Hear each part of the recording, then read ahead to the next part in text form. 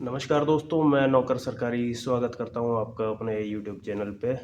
और आज हम एक बार फिर बात करने वाले हैं सुयश से, जिनसे हमने पहले बात की थी। इनका सिलेक्शन एसएससी सीजीएल 2025 से एएसओ इन सीएसएस में हुआ था।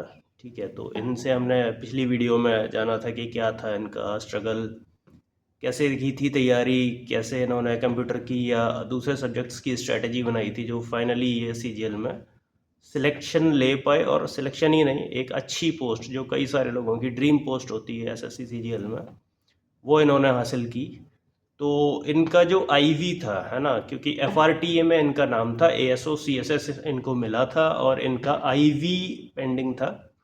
तो आज हम 22 तारीख को ये वीडियो बना रहे हैं। आज आई गेस 22 या 23 में ही लास्ट आईवी होना है। तो आईवी ऑलमोस्ट ख़त्म हो चुके हैं और इनका आईवी 18 तारीख को चूज़ किया था इन्होंने, जो कि निकल चुकी है, यानी कि इनका भी आईवी हो चुका है। तो चलिए जानते हैं कि आईवी में इनके में क्या क्या रहा, जो भी जब इन्होंने रिपोर्ट किया, किस टाइम रिपोर्ट किया, फिर आगे क्या क्या प्रोसीजर रहा, तो वो इनसे जानते हैं, ताकि आगे जिन लोग का सीएचएसएल या दूसरे एग्ज़ाम्स में आईवी होना है तो उन लोग को भी एक प्रोसीजर पता हो और क्या क्या डॉक्यूमेंट वगैरह वहाँ पे लगेंगे। क्योंकि कहीं ना कहीं थोड़ी बहुत हिंट मैंने अपनी एक शॉर्ट में भी दी थी, बट डिटेल में जानते हैं सुयश से। Thank you sir. तो मैंने जो स्लॉट बुक किया था वो 18 अप्रैल का किया था, मॉर्निंग का 9 to 11 का। और मैं लगभग 9:15 बजे पहुंच गया था वहाँ पे। तो वहाँ पे क्या था, जो सेंटर था एग्ज़ाम टाइप का, वहाँ पे आईवी होना था। उसके बाहर जो लाइन लगा के लोग खड़े थे एंट्री के लिए, तो वो बैचेस में अंदर एंट्री दे रहे थे सबको, एक साथ नहीं कि जितने लोग हैं सबको अंदर भेजते, इतनी कैपेसिटी नहीं थी अंदर। तो सबसे पहले आपको जो डॉक्यूमेंट ज़रूरत थी वहाँ पे, केवल आधार कार्ड की, और जो हमने स्लॉट बुक किया था तो उसका एक प्रिंट आउट था जिसमें लिखा हुआ था कि आपका कौन स्लॉट है, एज ए एडमिट कार्ड आप कह सकते हैं उसको। ये दो चीज़ें केवल चाहिए थी, और आप मतलब पेन भी चाहिए था। और फिर उसके बाद जब वो एंट्री हो गई, उसके बाद हम जब अंदर गए तो वहाँ पे एक रजिस्टर था, उसमें हमें अपना नाम, रोल नंबर और सिग्नेचर करने थे। और उसमें एक रैंडमली आपको एक नंबर दे दिया जाएगा, जैसे 64, 60, ऐसे कुछ कुछ रैंडम नंबर्स थे। और सबको ही ऐसे कुछ कुछ ऐसे नंबर मिले थे, लाइक जैसे 5 लोग का 60 हो गया, 5 लोगों को 24 मिल गया, इस तरीके से। तो वहाँ पे अंदर जब लाइन लगी थी, बेसिकली ये नंबर्स क्या थे कि वहाँ पे जो डेस्क बनी हुई थी, जहाँ पे वेरिफिकेशन के लिए जो अथॉरिटी थे वो बैठे हुए थे, वो उनका नंबर था उस डेस्क का, जैसे जो 60 में 64 बोल रहा हूँ। तो जैसे जिसको अगर वो नंबर अलॉट हुआ है अगर, तो उसको उसी डेस्क में जाके अपना वेरिफिकेशन कराना था। तो जितने लोग जैसे जिनको नंबर मिल गया उनको ऐसे बैठा दिया गया चेयर्स पे, से लाइन बनी हुई थी। और फिर उन नंबर बोल रहे थे कि जैसे किसी का 60 है तो वो आ जाए, अगर उस डेस्क पे कोई नहीं करा रहा है तो जैसे वो खाली है तो वहाँ पे जाके आपको कराना है। तो उस लाइन लाइन जो लगी है, उस लाइन में उस नंबर का जो सबसे पहला कैंडिडेट होगा वो जाके अपना वहाँ पे वेरिफिकेशन कराए, और बस उसका हो जाएगा। प्रोसेस बहुत स्मूथ थी, सब कुछ बढ़िया आराम से हो रहा था। जहाँ पे मैं गया था, मैंने यहाँ पे दिल्ली में सेंटर था, मैंने वो चूज़ किया था।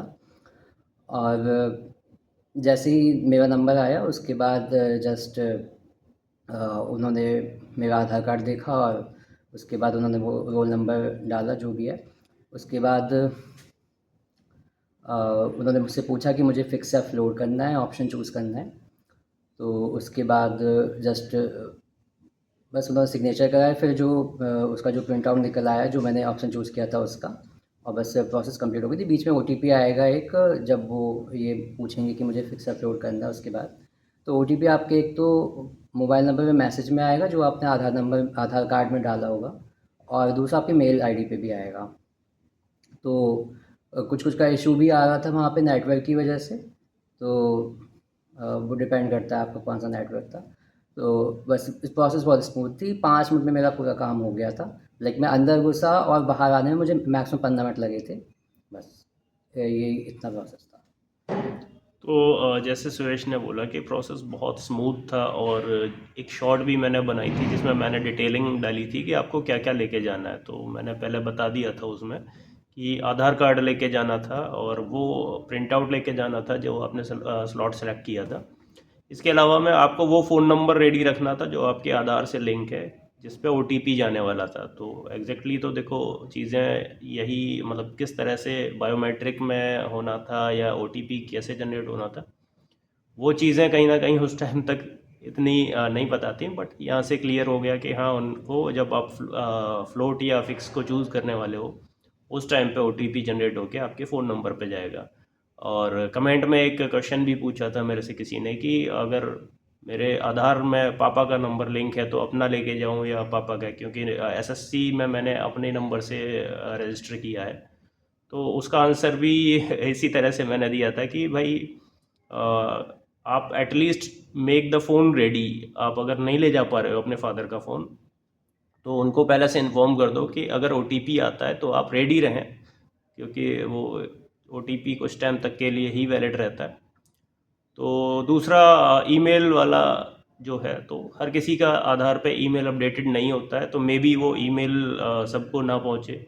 और जैसा कि सुरेश ने बताया कि कई सारे लोगों के साथ में नेटवर्क इशू आ रहा था जिसकी वजह से ओटीपी आने में डिले हो रहा था।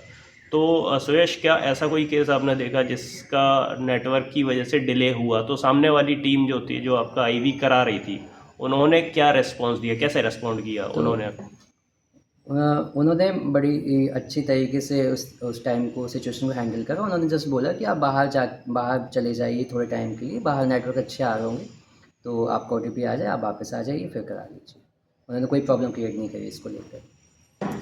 तो ये चीज़ भी है, देखो मैं बच्चों को हमेशा बताते रहता हूँ जो लोग भी तैयारी कर रहे हैं कि आप अगर सेलेक्ट हो जाते हो, देखो आप सेलेक्ट नहीं होते हो तब तक भी आपको ऐसा लगता है कि पता नहीं सामने वाले आपको कैसे डील करेंगे। अगर आप एक अच्छे मैनर में हो, आपके साथ में कोई भी टेक्निकल या दूसरा इशू आ रहा है, आप जेंटली उस इशू को पुट फॉरवर्ड कर रहे हो, तो सामने से हमेशा हमें सपोर्टिव रेस्पॉन्स ही मिलता है। डीवी का भी मैंने बताया था कि पहले डीवी होते थे, अभी डीवी जो है वो डिपार्टमेंट में ही होते हैं।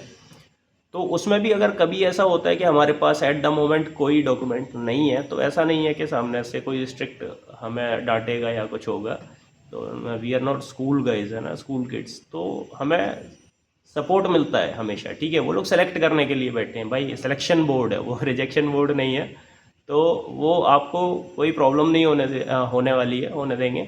अभी आज की डेट के बाद में जो है आईवी जो पूरी तरह से ख़त्म हो जाएगा, तो इसके बाद में एक जो रीएलोकेशन होगा, जो फ्लोटिंग वाले कैंडिडेट्स हैं उनका, जो भी वैकेंसीज क्रिएट हुई हैं उनके बेस पे, और फिर निकलेगी फाइनल लिस्ट।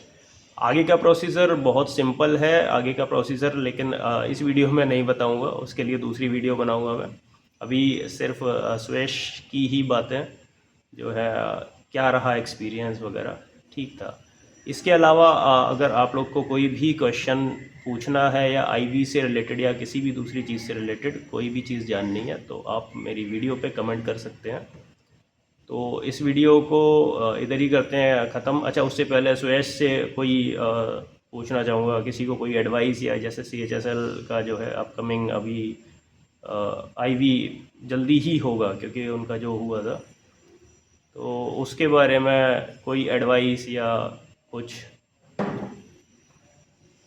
CHSL की आईवी के लिए। अभी इसका पेपर वन का रिजल्ट आया ना, अच्छा, उसका तो मेंस होगा। मेंस होगा उसके बाद में, मतलब अभी कैंडिडेट CGL का तो हो लिया इसका 2025 सबसे का। इम्पोर्टेंट तो ये कि जैसे ही रिज़ल्ट आएगा ना, तो उसके बाद क्या है कि आपको बहुत, जैसे इस बार CGL का था, रिज़ल्ट के बाद बहुत कम टाइम दिया गया था स्लॉट बुकिंग के लिए। तो कुछ लोगों ने लाइक जैसे रिज़ल्ट आया तो खुश हो गए, बढ़िया रिज़ल्ट आया, और ये देखा ही नहीं कि स्लॉट भी बुक करना है, भूल गए। तो फिर उनको बहुत बाद का स्लॉट मिला या फिर इनकन्वीनियंट स्लॉट मिला। तो सबसे पहले यही करना है कि रिज़ल्ट आती है तो अपना स्लॉट बुक कर लो, वो उसके बाद खुशियाँ मनाओ। चलिए, तो ये है कि अपना एंजॉय करो, बट ये देख लो कि जो भी नोटिस निकला है उसमें कुछ ऐसा तो नहीं है जो हमें इनिशियल डेज में या तुरंत के तुरंत में करना है। फॉर्मेलिटीज़, जैसे यहाँ आईवी की स्लॉट बुकिंग करनी थी। तो ये सारी चीज़ें ध्यान रखो, आगे जो भी एग्ज़ाम्स होने वाले हैं, जिनका भी आईवी होने वाला है, वो लोग भी, और आईवी नहीं भी हो रहा है, कोई दूसरे भी रिजल्ट्स वगैरह आ रहे हैं, जैसे आपकी आंसर कीज वगैरह आ रही हैं, रेस्पॉन्स वगैरह देने हैं, तो भाई लास्ट का वेट मत करो। आप अपने आप को कंफर्म कर लो चीज़ों में कि हाँ आप कंफर्म हो, और उसके बाद जितना जल्दी हो सकता है आप जो है आगे की फॉर्मेलिटीज़ करो, जो भी आपको करनी है। क्योंकि एसएससी की हिस्ट्री रही है भाई, लास्ट मोमेंट पे इसकी वेबसाइट धोखा देती है, बहुत ज़्यादा रश हो जाता है, तो उतना काम नहीं आता। मैंने ऐसा भी देखा है कि एसएससी सीजीएल 2019-18 इनमें लोग लास्ट के आखिरी 2 दिन में तो फॉर्म भरना मुश्किल हो जाता था उनका। तो भाई एसएससी बहुत बड़ा जो कमीशन है, बहुत ज़्यादा सीट्स निकलती हैं, वैकेंसीज निकलती हैं हर साल। तो आप लास्ट का वेट मत करो किसी भी चीज़ के लिए भाई, इनिशियल डेज में कर दो, आप भी फ्री हो जाओ, करना ही है तो क्यों बाद में करना है, मतलब अभी कर लो, जल्दी कर लो। चलिए, तो यहाँ पे वीडियो को करते हैं ख़त्म, और मिलते हैं नई वीडियो में। तब तक के लिए मेरी वीडियोस को लाइक कीजिए, शेयर कीजिए और चैनल को कीजिए सब्सक्राइब। चलते हैं, जय हिंद, जय भारत, नमस्कार।